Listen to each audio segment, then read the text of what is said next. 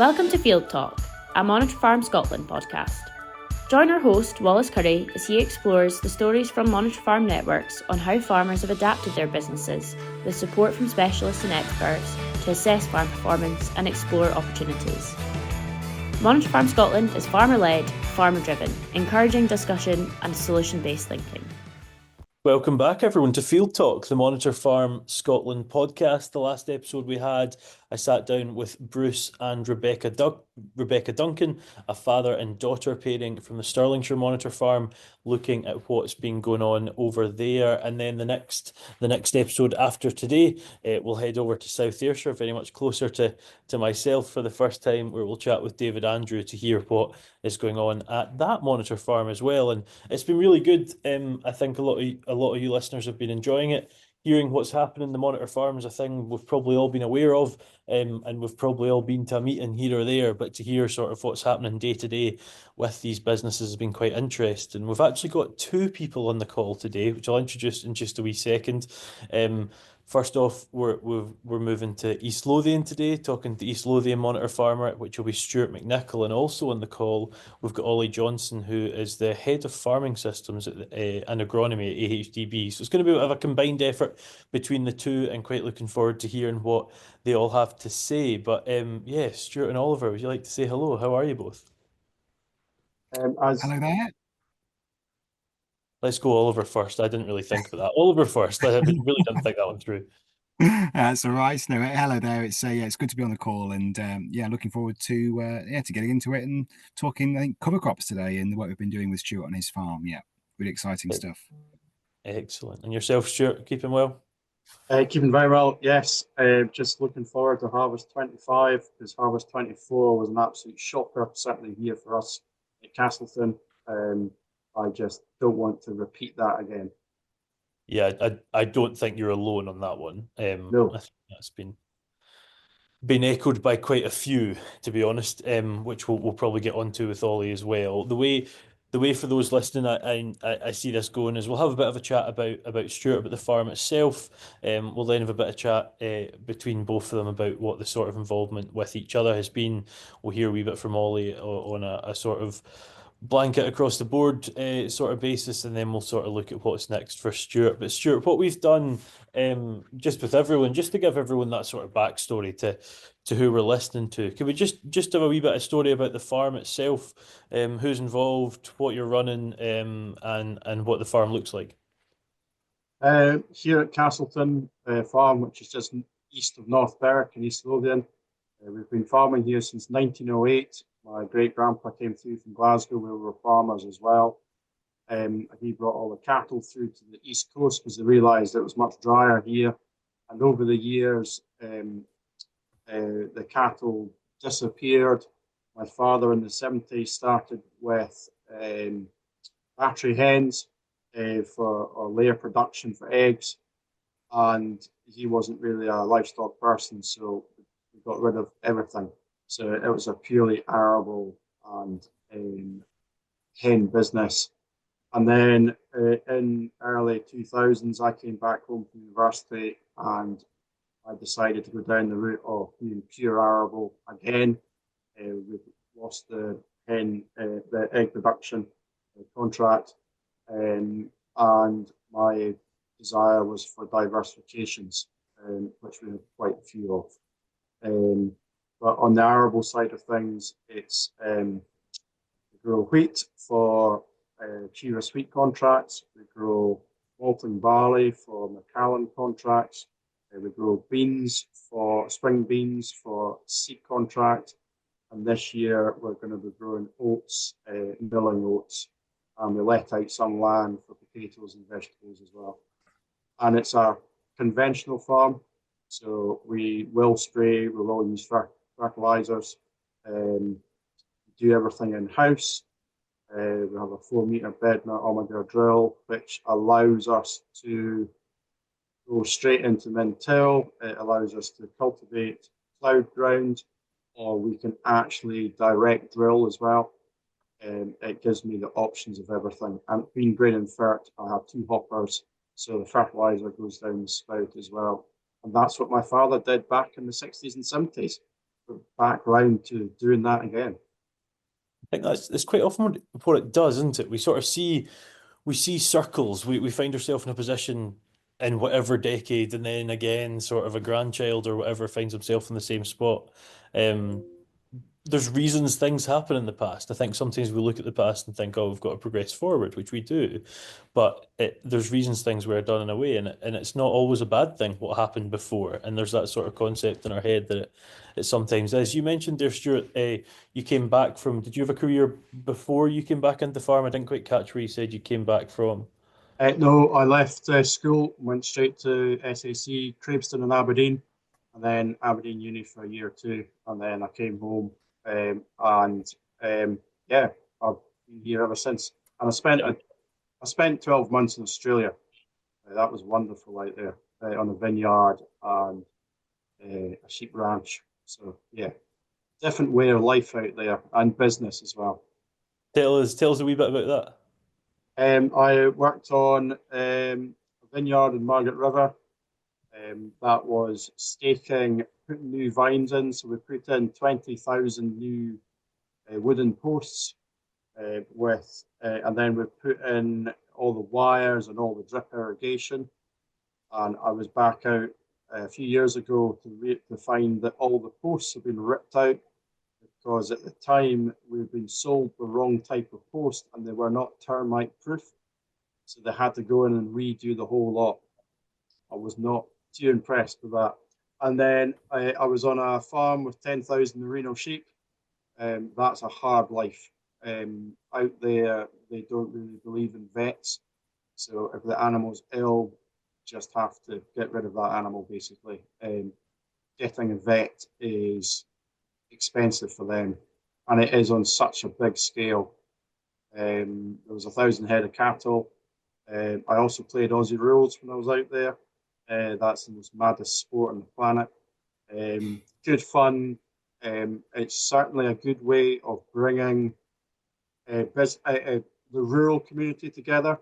So the Aussie rules team also had the girls' netball team. Wherever we were playing, netball team came as well. And it was really good to see the rural communities. They all come together on a Saturday for sports, and how they just gel together. And I also worked on a arable farm there. That's where I came across 30, 40-foot cuts back in 2000 with combines, massive combines we hadn't even heard of in the UK. But the funniest thing was the combine that I was driving was a Gilson Henderson, which had been imported from the UK, from Scotland, by a farmer who emigrated out there. So that was quite funny being in a combine that had a local dealer stamped on the side. It's quite the journey for a combine to go.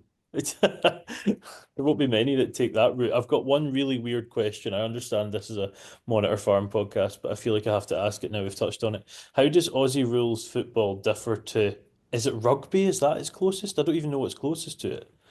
I would say Aussie rules is somewhere between football and rugby. So you use your hand, or I would say actually netball, you actually use your hand to punt the ball.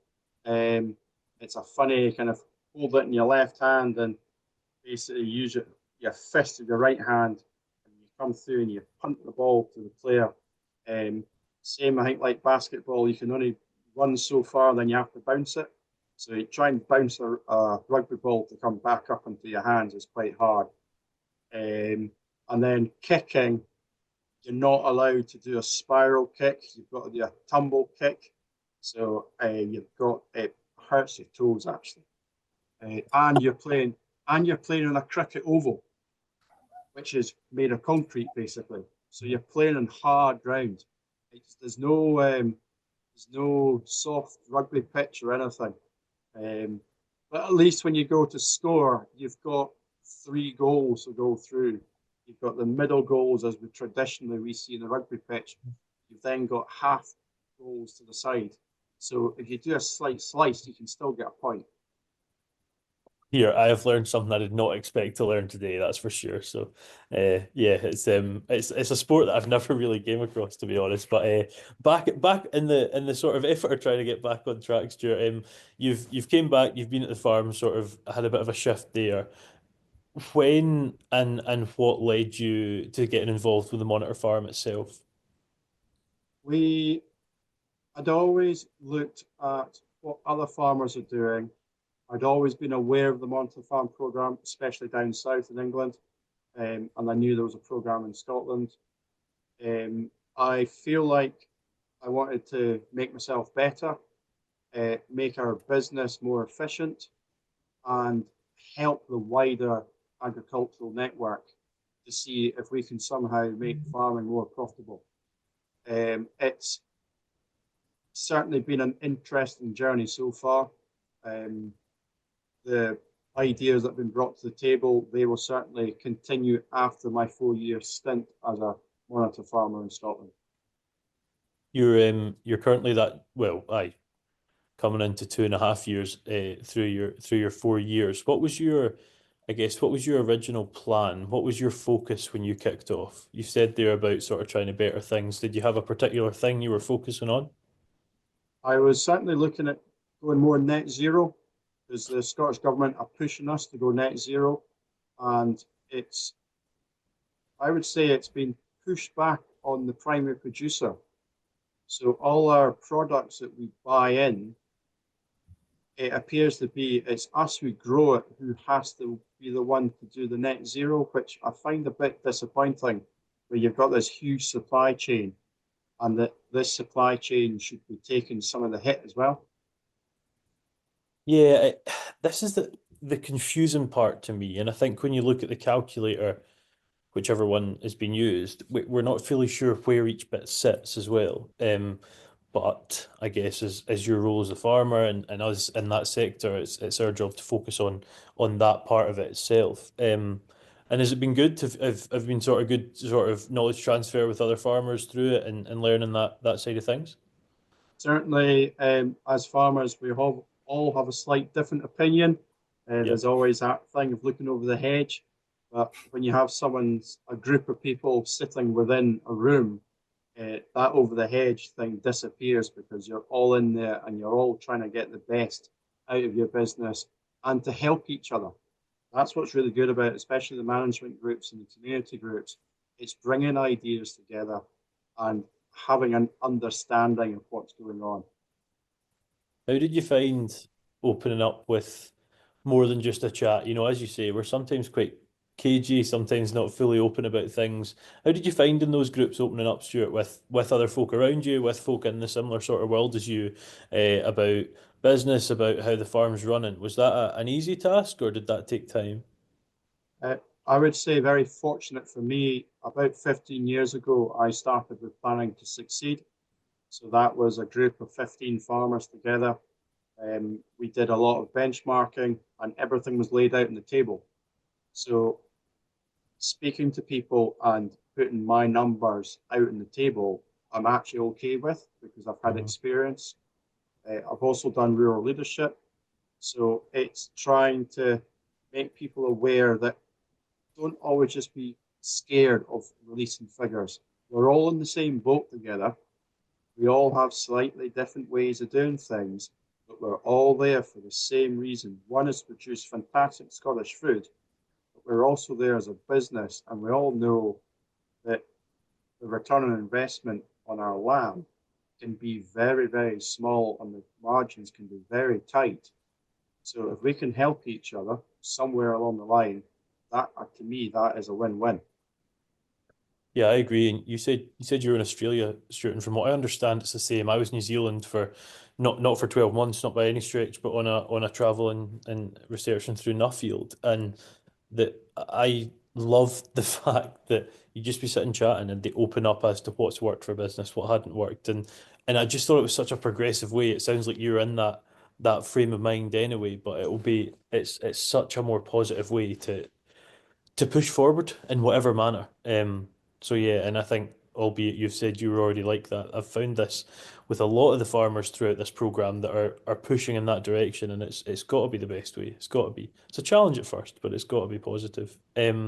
Speaking of return on investment, it is a notable challenge. It's one of the things that when I bring people on the other podcast I run, and I speak to folk maybe not in conventional agriculture, and we speak return on investment, it's always either shocking to them or they already know it anyway.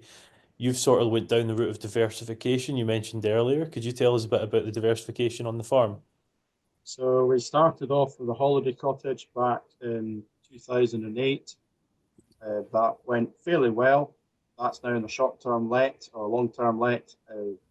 We realised that being out of town, the golfing market that we have around us, people wanted to be in town. They didn't want to be in the countryside. So that was a disappointment to us. But that's okay. We've still got the property, and that's been let out long-term now. We then looked at a farm shop cafe on the farm, got planning permission for it, but an IHT bill came wandering through the door. So obviously what's in the news at the moment, that's no surprise to me. You have to look forward as a business and get succession all in place. We then looked at, so the farm shop cafe didn't happen. We then started a wedding business. So we would bring wedding companies onto the farm and run our own businesses there. That was really good, but quite stressful. And then to top the stress, we decided to open a coffee shop called Drift. And at the moment, we currently have over 120,000 visitors a year visiting us. We have 35 staff in there. So from me being on the farm by myself and my father, who's still working part-time, it's quite a big setup. We have also planted 2,000 fruit trees for an orchard, hoping to juice and maybe go to cider in the future. We've got a secure dog walking zone, and we've just opened a sauna at Drift, Escape Sauna. So we've now got a sauna business as well. And Escape Sauna is fantastic because last year we're going to do this again. We've been working with Farmstrong Scotland, and we've had people in just for a bit of banter. And yes, people are a bit unsure about being in a pair of Speedos or being in shorts or something like that, or a swimsuit. But at the end of the day, it's another place to come and speak about your health and well-being in the countryside, because we are quite isolated at times. To be that isolated and have 120,000 people through the door in one business is pretty phenomenal. That's quite something.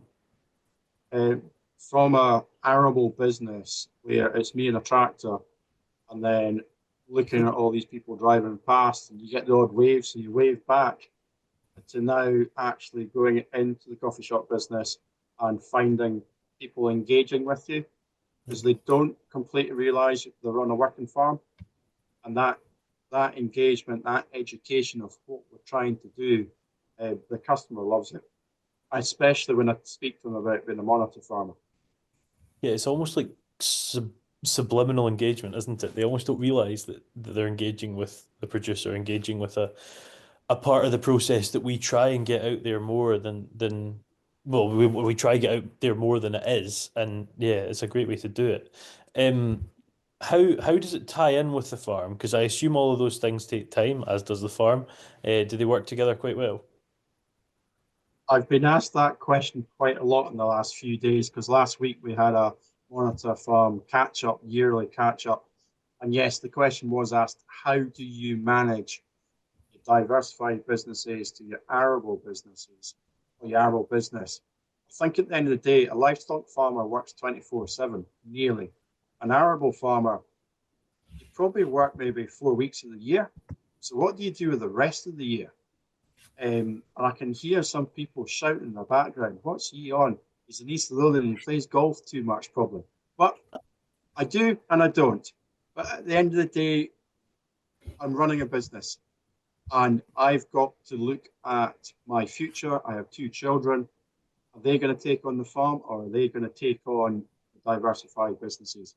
And with diversified, because farming's not giving us the return that we require. I can just hear every arable farmer listening thinking you're giving up all the trade secrets here, Stuart. Not happy with that one. 48 weeks of the year, we're not really doing anything, you know. You've also got to support the livestock farmers with that, though. Yeah. We have two folk on the call, as we said earlier, Stuart. Just before we sort of get Ollie on to say what's been happening on his side, what's Ollie's involvement been? I guess why do we have Ollie on the call? So Ollie came to us last summer to look at, in the springtime, this time last year, to look at doing a cover crop trial with us using 3 different mixes and then 3 or 4 different types of establishment. One looking at how quickly we can get a cover crop to grow, but also to see what the grazing method was and what uptake is there a benefit to the farmer? Is there a benefit to the soil? Try and make that field be in a better position for the following crop and what nitrogen is left behind for that following cash crop to get. Unfortunately, we had a slight mishap in communication with the seed provider. So one of the products that was in turned out to be poisonous to sheep, so we're unable to graze it. But we are still going through with the trial out of interest just to see how those cover crops have, how much they have scavenged from the soil itself. So is the sheep grazing that's happening on your farm, Stuart, purely on these cover crops, or do you have elsewhere that they're being grazed? Obviously not we have some what we call braes, so we farm next to the sea. So there's a bit of hillside between the arable fields and the sea. So we can graze sheep on there, but predominantly we try and graze sheep on the cover crops that we grow. We managed to get funding through the EAP scheme, put in fencing around the main roads so we can just hot wire fields thereafter. But it's trying to get cover crops established and away and growing in Scotland. It is becoming a bit of a hit or a miss, and even last summer was a hit or miss in the autumn. I don't know if that's moisture or a lack of sun, daylight. I also think the key of it is we need to be putting on bigger seeds. So a lot of the cover crops that we sow are tiny little seeds, and they need to be in the ground really quickly. Unfortunately, harvest in Scotland can be quite late, and we're missing that window where if we put in a bigger seed, those bigger seeds are actually going to germinate. Be interesting to hear from you on that one, Ollie. And Ollie, just before you sort of go into what you've been looking at, I know the cover crop establishment, a wee bit of nitrogen use efficiency, and I'm sure there's more as well. Just give the listeners a wee bit about what your day to day is, what your sort of backstory is as well. Yeah, I mean, my background is I was an agronomist, really across much of Middle England, really. So I covered Herefordshire, a little bit into Warwickshire, Northamptonshire, Leicestershire. So a fair patch, and I did that for about 10 years or so. And then latterly, in recent years, I've been working with the AHDB as head of engagement and head of agronomy. So my day today, I look after the events across Seals and Oilseeds, right across the UK, including some of those in Scotland as well, and our Monitor Farm programme too. So quite a diverse role, as well as the technical aspect of day-to-day agronomy. Yeah, there's certainly a lot going on there. Yes, And it definitely keeps me busy. how do you fit in both the engagement side and agronomy? Because I assume engagement is the all sides of AHDB. It's not just the sort of cereal side. Would that be fair? Well, it is. We do have engagement teams across all the sectors. So we have obviously Seals and Oilseeds, which is my sector. We also have beef and lamb, dairy, and pork too. So there is quite a range. But I actually only look after the engagement in Seals and Oilseeds, which keeps me busy enough. And I certainly don't know. Coming more from an arable perspective, I certainly try and steer clear generally from the livestock. It's been quite refreshing working with QMS, and we've been learning from one another. Yeah, don't worry. I'm not gonna start dropping in questions about EBVs or anything like that. We'll focus on your side of things. I'm relieved to hear. Yeah, just tell us a wee bit about these trials, Ollie, from the sort of technical side of things. I think I mentioned there nitrogen use efficiency, cover crop establishment were two things in particular that have sort of piqued interest, I guess. But what's been the intention? Have you found what you're after? Stuart obviously mentioned some of the challenges there. Is that challenges you expect to see, or have they been unforeseen? Well, I like to think that we've made the mistake so the farmers don't have to. Let's put it like that in a friendly way. But there has been some errors. I mean, the bottom line here is that establishing cover crops in Scotland can be a challenge. It's very different to what we experience here in England, particularly because it's cooler. Your cash crop is coming off later in the autumn, so you've got less time to get that cover crop established. And whereas we would normally see, particularly down here in the south, and I'm talking from Stratford-upon-Avon, where I'm talking now, we would normally expect to see quite a lush cover crop by November, December time. Whereas of course, in Scotland, that's not always the case, particularly if you're looking to graze it. And it's trying to understand how we can get that biomass there quickly, and that cover crop have an effect on the soil, whatever it is you're trying to achieve. It could be improving soil health, putting air and nutrients into the soil to feed soil microbes, or indeed just simply having something there to graze sheep on over the winter. And it was about trying to find a mix. Or a type of cover crop which is best suited to those conditions. So that was really the first part. And alongside that, so as part of that trial, we looked at a number of different establishment techniques that we thought were fairly representative of farms in Scotland at the time. So we used the farm standard drill, which Stuart's already spoken about, also broadcast and rolling it in. And that had some challenges. We can talk about that. And then, of course, we use a Claydon drill to demonstrate strip tillage as an option as well. So alongside that trial, we also then looked at nutrient use efficiency. So we were trying to understand what the starting amount of nitrogen in the soil was, and then ultimately what the final amount of nitrogen was as well. And that gives us some indication of how much nutrient is available in the soil at any one time. Let's just jump back because you said we could cover it. You said about some of the challenges with broadcasting, rolling it in. What were those challenges?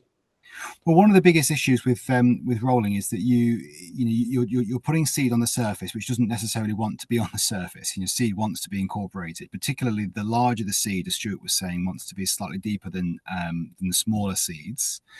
You're at the mercy of slugs on the surface.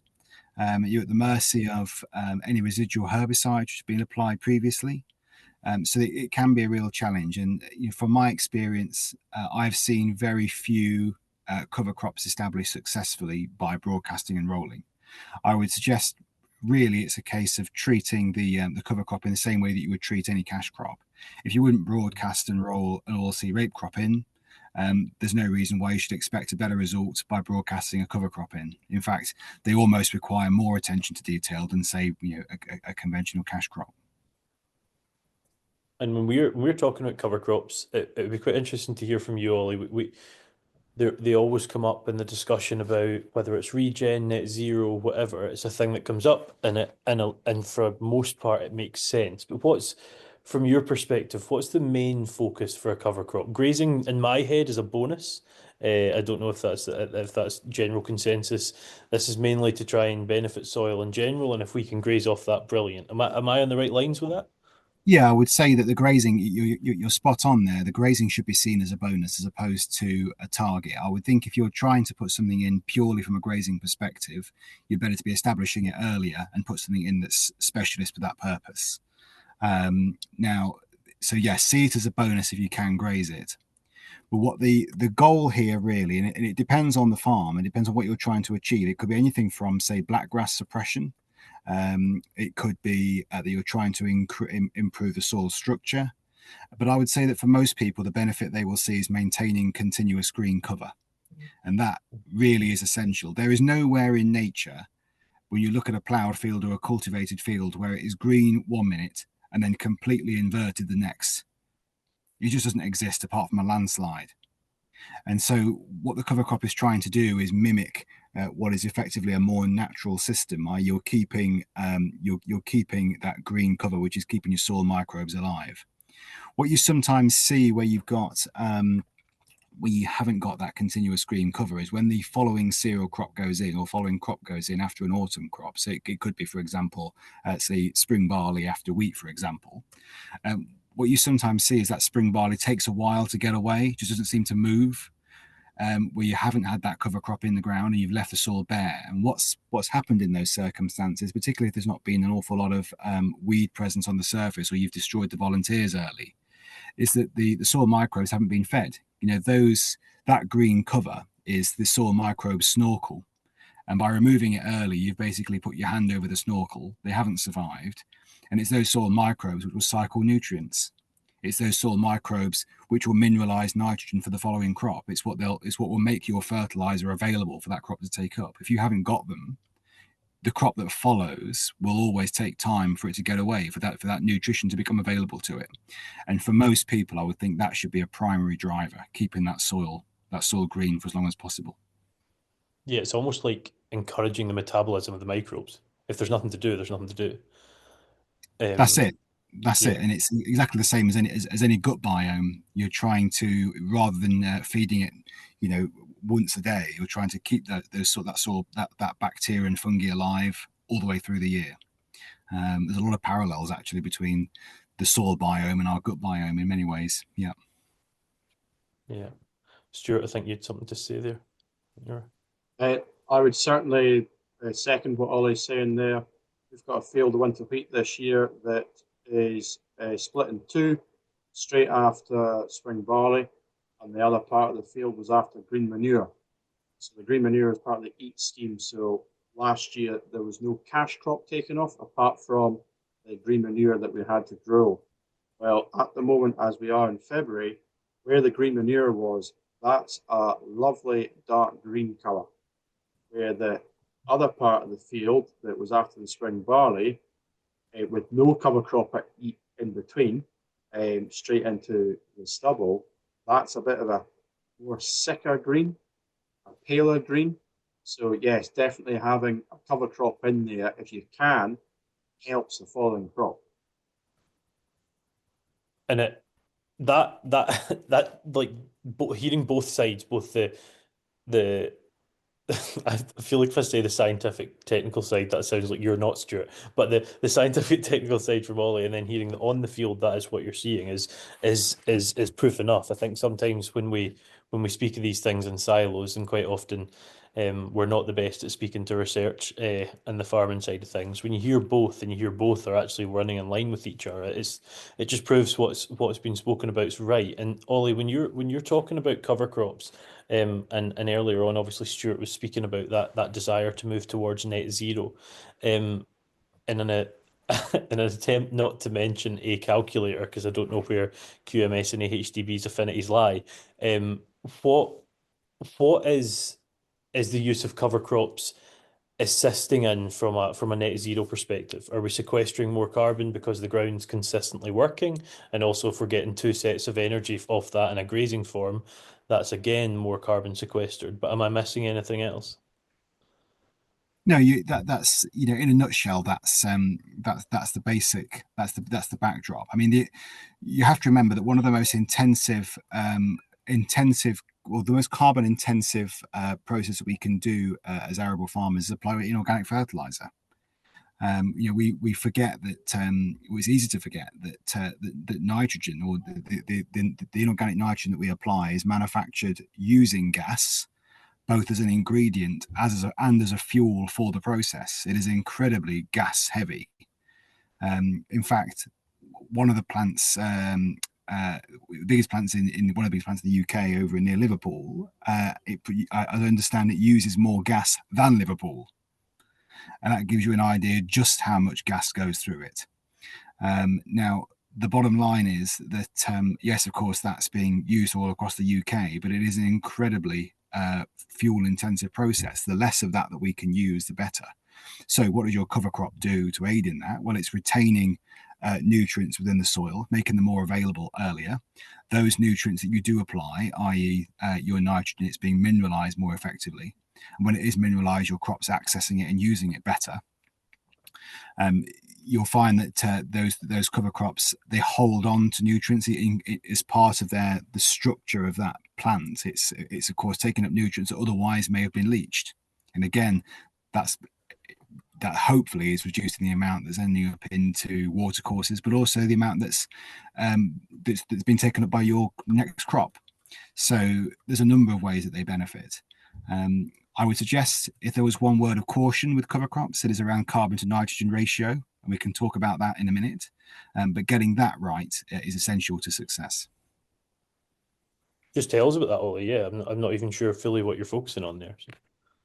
Yeah, so with carbon to nitrogen ratios, it's important to recognise that that all living things have an ideal carbon to nitrogen ratio, and generally it's give or take about 24:1, something like that. And that's because that's the carbon to nitrogen ratio that makes up cell structure.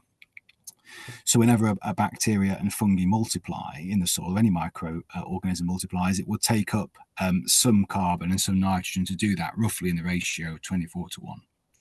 So when you apply a material, let's say if it's the decaying cover crop, for example, to soil, it will take up the carbon from it and it will take up the nitrogen from it. If the amount of carbon within that is too heavy and it hasn't got enough nitrogen to balance it, i.e. enough nitrogen within the material you've applied, it will take up the nitrogen that it requires to make the balance from the soil itself. So what ends up happening is you can actually lose nitrogen from the soil solution, if you like, and it becomes incorporated into the bodies of into the cells of the bacteria and fungi. That doesn't mean it's lost. It's not gone from the soil. In fact, we actually call it stabilization. It means it's held. But what it means in practice is that you, as the farmer, don't get the immediate benefit of that in the following crop. So there's a mistake that I see people make. It's leaving their cover crops too long as a cover crop and not destroying them early enough. They become too woody, and that woody or that tall and robust plant has a much higher carbon to nitrogen ratio than it should have, which means that when it's incorporated, the following crop can't access that nitrogen that it should be able to. And that's that you'll get a common phrase, well, never growing cover crops again, the following crop suffered, and that's why. So that's an important thing to manage. I mean, other things that have a high carbon to nitrogen ratio would be lots of straw, for example. If you applied lots of strawy muck, that would be another example. Compost is also very high. Paper waste is also very high. Whereas things like slurry and pig muck are usually a lot lower. So you can be tactical and you can balance it. So, for example, if you've got a cover crop you've left a little late, you might consider adding a bit of nitrogen to try and ensure that following crop doesn't suffer, or put on, for example, some muck to help balance it if it's feasible. Is there a flip side to that? Sorry, I just covered you. Sorry. No, that's all right. No, that was it. Yeah, that was main points.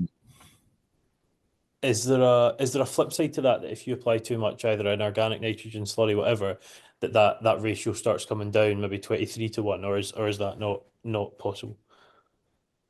Yes, it's possible, and that's why you should do a soil test to ascertain what the carbon to nitrogen ratio of your soil is, and that's useful even if you aren't cover cropping. If you've got lots of muck to apply and you've got perhaps different types, maybe you've got some slurry, you've got some FYM.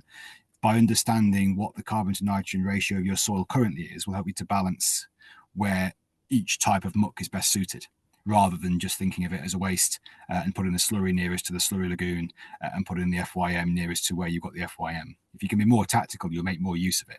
And again, thinking back to carbon and to nitrogen use efficiency, if you're putting it on in the places where it's needed the most and where the bacteria and fungi will use it most effectively, you'll get the most out of what is actually quite a valuable resource. I assume I am asking some questions that are silly to an agronomist, but I'm sure some people listening are still thinking it's useful. Not at all. I've had sillier questions than these, believe me. Here, I'm not finished. You that fact about Liverpool is quite quite insane. But I think it makes sense because we don't see the Haber Bosch process. It doesn't happen on our field. It doesn't happen in our yard. So it's kind of out of sight, out of mind, isn't it? But and and that is a challenge, but it's got to be considered. It's just a wee bit easier to forget, I guess. But from the findings you've seen so far, Ollie, working with Stuart, what are the standouts, and I guess what's next as well? What's the next step for these trials? Well, what we've discovered is, as Stuart says, is that there was an error in communication this year, which was a shame because we would have very much liked to have grazed these trials. But unfortunately, in this case, they've been a significant inclusion of buckwheat, and this is worth noting for farmers on the call, is that if you are being invited to graze, say, an SFI mix, or you're being invited to graze someone else's cover crop, it is worth checking what is in that mix. So buckwheat, for example, is not suitable. Neither is linseed. So what might be seen as being a good opportunity, you see lots of green material, that'll be great. It is worth just checking to make sure that they are suitable, and in which case, in this case, buckwheat wasn't. Now, next steps will be to understand which of those mixes grew quickest and produced the greatest biomass. And there's no surprise that it was the brassica within that mix that performed the best in all cases, regardless of how it was established. So next iteration of this will be to look at brassicas alone. Now we know that they are the right way to go, perhaps in combination with a cereal, so that would tick some of the boxes in terms of SFI. But doing this will allow us to see which brassica is the most appropriate. So the whole range you could pick from stubble turnips all the way through to kales and forage rapes and so on. So the whole plethora. The only issue with this, I would just, as a note of caution, it doesn't apply to Stuart, who doesn't have oilseed rape in his rotation. But for those that do have oilseed rape or brassicas, they should be mindful of club root by including brassicas into their cover crop mixes. But certainly something we'll look at Castleton and see how we get on.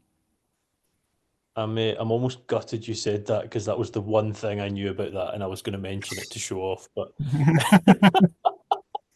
Yeah, in before. Sorry. I know. Yeah, that's it. Didn't get a chance to. Well, here everyone's going to think I'm just making that up now, to be honest. But I was ready. I was ready to say it. Am I right in saying as well, just from what I've heard, there's plans to sort of create, I guess, documents to assist farmers with this down the line, Ollie, technical notes, I guess, to help folk in the area as well as further afield. That's right. Yeah. So and it's something that AHDB is doing internally as well. So we're certainly going to be. We are currently reviewing what we call our cover crops guide, which will help farmers make choices in terms of which mixes are most appropriate, but also in terms of establishment of those, how do you destroy them, how you manage them. So there's a whole range of bits and pieces, and we're also reviewing our livestock in arable document, or livestock in arable guide 2, which is exactly around this. How do you get the most out of livestock in arable rotation? And clearly a big part of that is grazing cover crops. Is that something people can access easily, Ollie, just online? Yeah, they'll be able to, they can already access both of those online, and I can share the link with you as well after this, so perhaps you can include it with the podcast. And as I say, they are both being reviewed as we speak, so you'll see updated information and guidance on those as we complete trials here at AHDB. And brilliant, that's brilliant. But just could you also just on here give us a wee bit of a summary of what you could find in there? Maybe a bit of, you'd mentioned if you're looking to graze, trying to avoid the likes of buckwheats and linseeds and whatnot, but also some just general advice for grazers and arable farmers on both sides. Well, with anything like this, it's important that it's grazed evenly, I would suggest. So whilst it might be appropriate to strip graze, and that it is ideally it is best grazed as one even unit. And the reason for that is that if you have a significant amount of time as you move sheep across the field, you will find that the nitrogen that becomes available from the first to the last grazing strip will be different. And then your following crop, you will see that difference. You'll see a gradient. So ideally they want to be mob graze as opposed to strip, but I appreciate in some cases that's not always simple to do. think carefully about the location of where you're putting these in. So if you're an arable farmer and you're thinking about getting these grazed, you think carefully about how you're going to get water into the field. That's a simple but easy mistake to make that people tend to, and where water's going to go, where it's going to come from. So that's a word of caution. But one of the biggest challenges that people come across, particularly if they're not the farmer with the sheep or cattle to graze, is around fencing and getting that fencing right. It sounds obvious, but no one wants to be chasing sheep around someone else's farm, and no one wants to have sheep running around outside of what's supposed to be being grazed. So that's just something to consider. I think they're the two important things. Even grazing is pretty central to getting the best out of the following crop, I would suggest.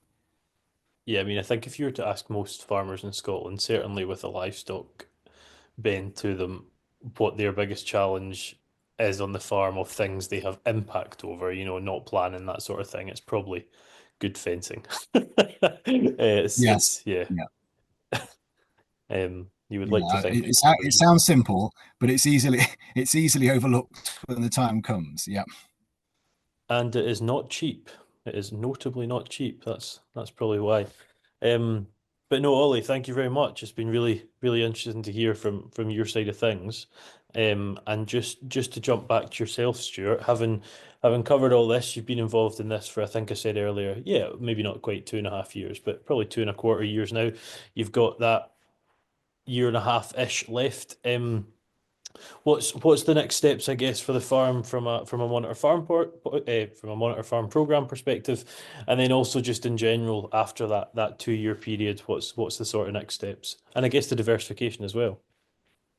So we are at the moment, as of even tomorrow, being Tuesday, we are having a management group meeting, and we're talking about our budgeting costs for the year ahead, Harvest 25.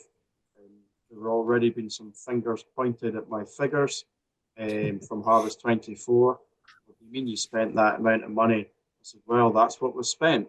And does that come down to a variety choice of wheat that maybe we shouldn't have grown because it had a yellow rust issue, obviously being next to the sea? We've got a moisture issue here. Was it because of that? That is up there for the question. That's there for the debate. We also, so tomorrow's meeting is all about budgeting for the following crop. We will be looking at our costs from fertilizer costs through to our chemical bill cost, through to the variety we're growing.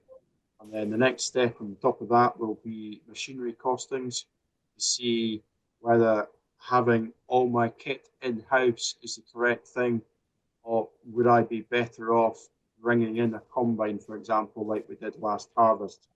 Brought that in because the current combine I have gave me a bit of an issue, so it was easier to bring someone in.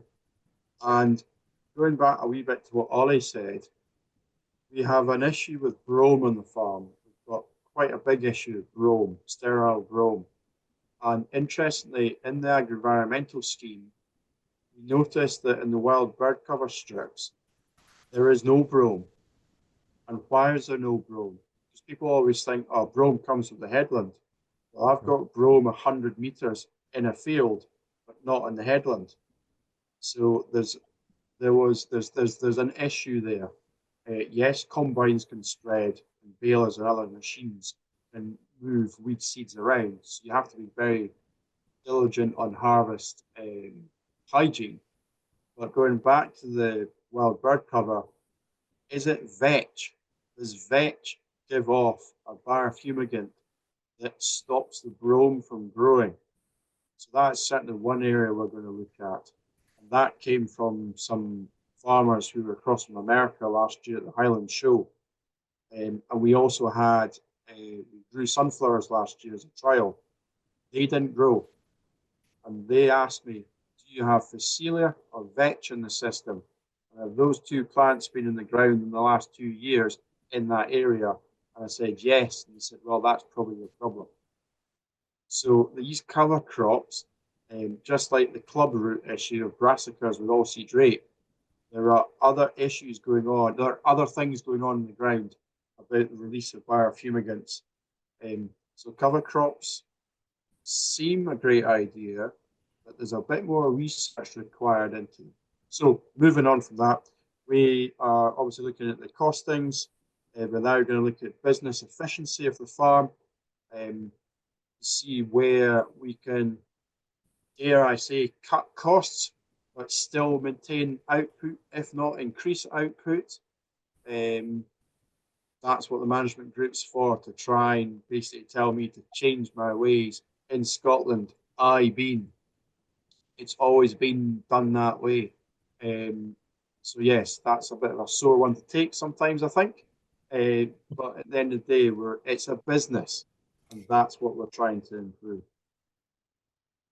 That's a really interesting one about the brome. That's yeah. Yes, Have you it's not until you see it in field you're like, why is it here? Why is it not there? Yes, it is interesting, but it could be down to cultivation and that the wild bird cover is put into the ground at a certain time of the year. Does that disrupt the brome from germinating? I don't know. It's a question mark, and it's something we need to look at. You came across that sort of thing, Ollie, before?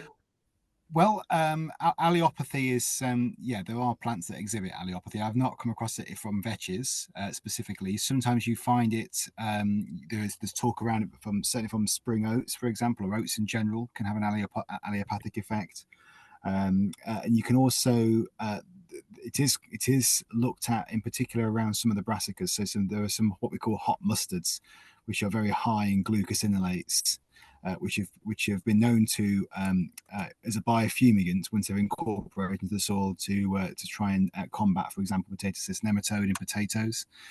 So yes, they do exist, but specifically around brome and vetches, that would perhaps be something to have a look at. It's not something I'm aware of at the moment. You learn something. You learn something new every day. Every day is a school day. And Yeah, that's us right. saying that to Ollie.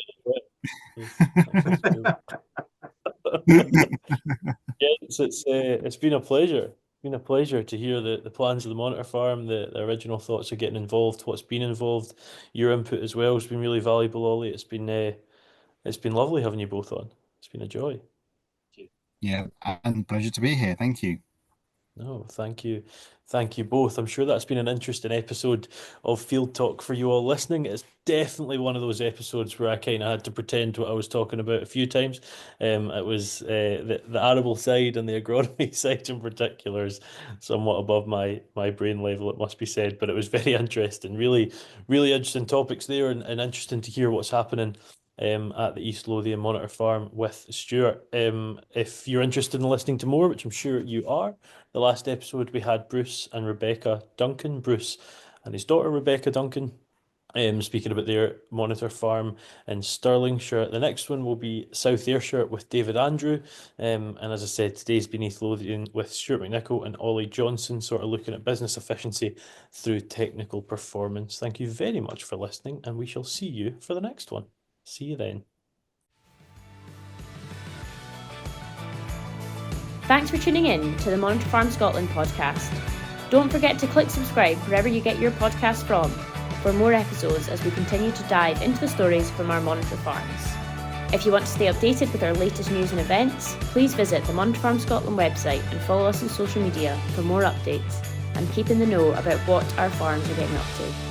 Monitor Farm Scotland is funded by Scottish Government and managed by Quality Meat Scotland and AHDB.